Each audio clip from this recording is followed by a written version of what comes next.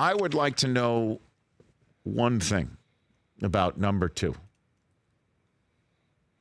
Who is the one person who filled out their Hall of Fame ballot and said Derek Jeter is not a Hall of Famer? Who's that person? Because that person wanted to make a statement, and I think that person should be heard out. I think that person should be named. I think that person should own it. Are you only saying that because you like Jeter so much? No. Ken Griffey Jr. was not unanimous. I wanted to know then, just like now. But neither was Babe Ruth and Hank Aaron and Stan Musial and all these all-time greats. I want to know. How in the world does that happen? How in the world does it happen when you're filling out a ballot, and even if you say, oh, he's not a first ballot Hall of Famer, why? How is he not a first ballot Hall of Famer? How is this guy with these accomplishments not a first ballot Hall of Famer?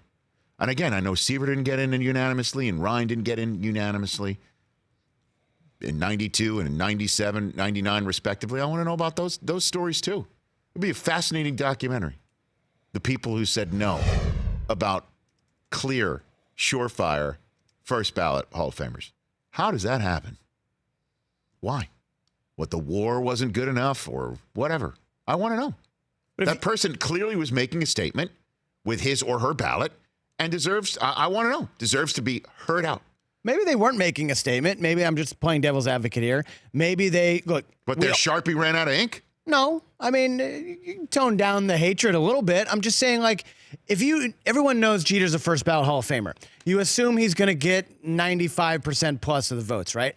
Maybe there's some guys on the ballot who deserve to stay on the ballot. And of course, in Major League Baseball, if you don't get a certain percentage each year, you're off. And so maybe a guy like Curt Schilling or some of these other players down the list, Barry Bonds, Roger Clemens, Mark McGwire, these players who, look, steroid era guys, yes, but also deserve to get in. And so you're like, look, Jeter's in, fine, whatever. I'm not going to vote for him because he's going to get it anyway. I'll use my votes on some of these other players who are also just as deserving. Well, and I think that is an altruistic viewpoint. But if somebody is not doing their job, which is naming Hall of Famers when it's their job to do so, to make sure Sean Figgins gets a vote. Did he get a vote yesterday? Or J.J. Putz gets 1 vote. Oh, gosh. Eric Chavez got 2. I mean, that's the embarrassing stuff. That's what I'm saying. Let's not mess around here. Cliff Lee got 2. Cliff Lee pitched some really good games and was a guy at a trade deadline who was a must-have because it was a guy who in that season could make a difference. We're talking about the Hall of Fame. We are talking about a vaunted spot in a beautiful town in Cooperstown, New York, where we should all take our children. If you're not going to treat this seriously, then get out of the way. And let somebody who would do it.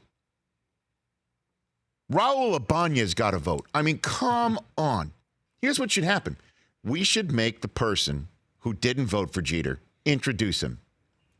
Oh, come on. Yeah. Introduce him with prepared remarks written by me. No, or why he didn't vote for him. Written with prepared remarks by me for Jeter.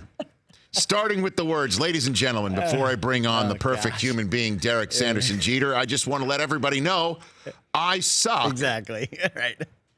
I suck at what I do, and I should not have a vote anymore. Sincerely, this is my name. Idiot. He could sign it, idiot. Oh, if this person gives a very nuanced and explained reason as to why, hold on, will you apologize to this person? No.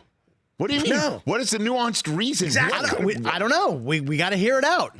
That says, this person is going to get, like, we're in the age of embarrassing people online, so this dude is going to get smoked out. And it could be a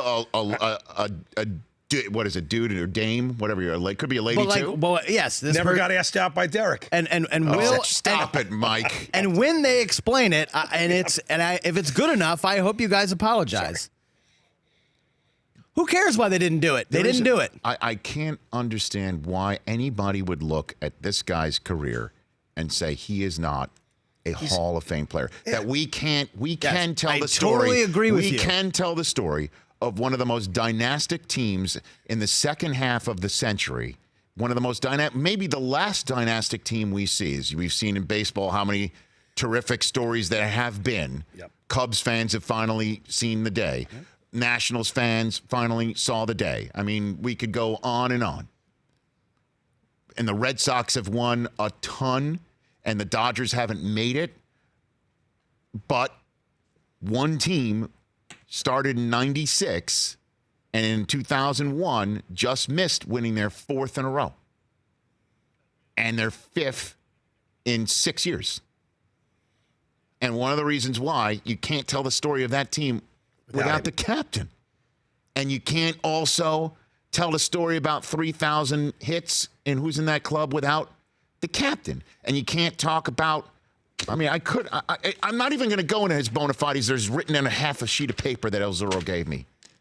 Nobody's disagreeing with you. I know. So what could the nuanced reason be? I don't know. I'm interested to hear it, though. Ladies and gentlemen, we are here today to witness the induction into the Baseball Hall of Fame and Museum here in Cooperstown, New York, of Derek Sanderson Jeter, the most perfect person in the world.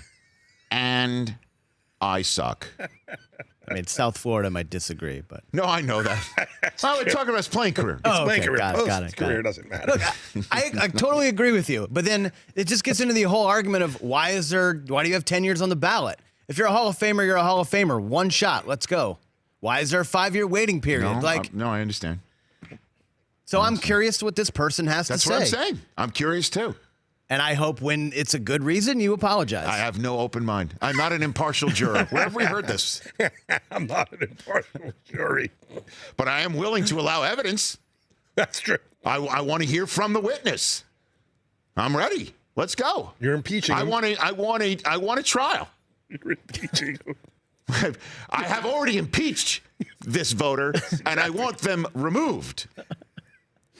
But I still want a trial. I still want to hear the evidence. I would love to subpoena this person right now and see all the underlying evidence. There's always that one guy. Right now, I'm being stonewalled. For more of The Rich Eisen Show, tune to Audience Channel 239 on DirecTV for free on BR Live or download the Rich Eisen Show app.